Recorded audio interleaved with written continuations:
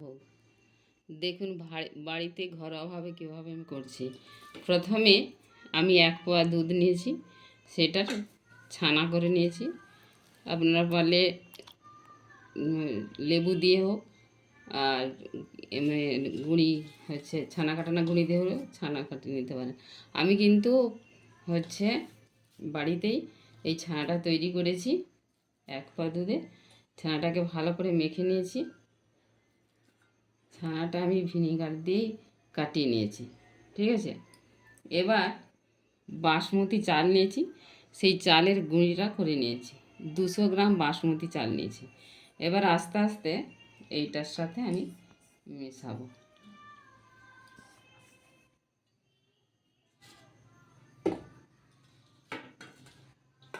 এটা ভালো করে এটার সাথে মেশাবো।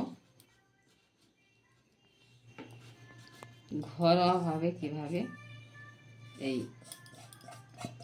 আপনারা দেখুন কত সহজভাবে এই সীতাভোগটা তৈরি হয়। তবে এই চালটা কিন্তু খুব মিহি করে গুঁড়ি নিতে, একটু করে জল দিয়ে মাখবো, এটা যেন খুব লুজ না হয়ে যায়, যেন রুটি তৈরির মন্ডের মতো করব। একটু অ্যারারুট মিশিয়ে দেবো, দেখুন টিস্পুনের। আমার এই মন্ডটা প্রায় তৈরি হয়ে গেছে।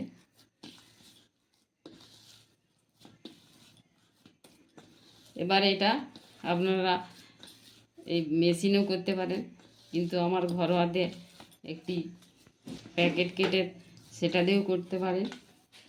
আমি দুইভাবে দেখাবো। দোকানে যেমন একটা যন্ত্র পাওয়া যায়, সেই যন্ত্রটা আমার কাছে নাই। এবার আমি গ্যাসটা, প্রত্যেকের বাড়িতে নুনের প্যাকেট পাওয়া যায়, সেই প্যাকেট দিয়ে করতে পারেন। তা না হলে এই যে কুড়ুনি আছে, এই কুড়ুনির সাহায্যে করতে পারেন। আমি প্রথমে একটা তেলের প্যাকেট দিয়ে করছি, দেখুন খুব তেল গরম হয়ে গেছে। এবার আমি করব, গ্যাসটা একটু কমিয়ে দিচ্ছি।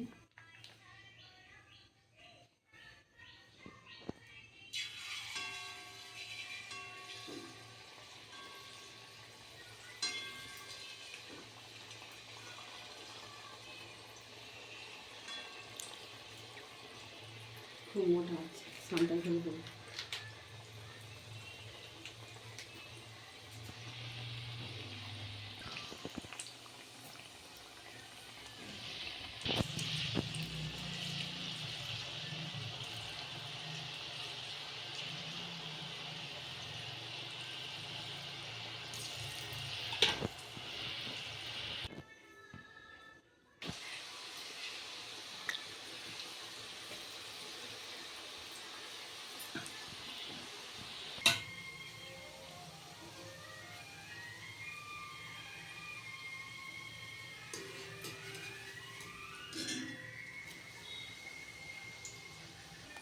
সীতাভোগগুলো সব হয়ে যাওয়ার পর আমি চিনি শিরা করব।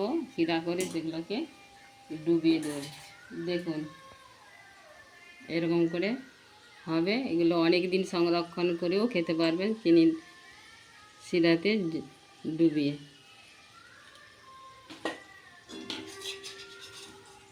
আর দেওয়া যেন ভাঙলে এরকম হয়ে যায়, ভেঙে যায়।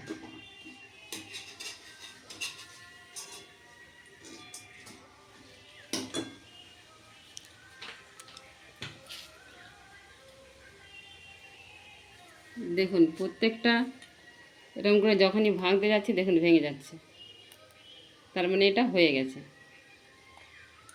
ঠিক আছে।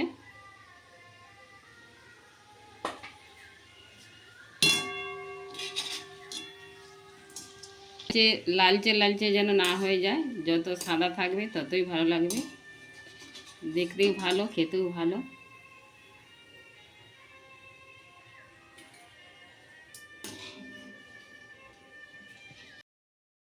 সীতাভোগ হয়ে গেছে। এবার ঠাকুরকে দেখাতে পারেন এবং নিজেরা পরিবেশন করতে পারেন। খুব সুন্দর হয়েছে দেখুন, ঘরোয়াভাবে। চিনির রসে অনেকক্ষণ ডুবিয়ে রাখবেন।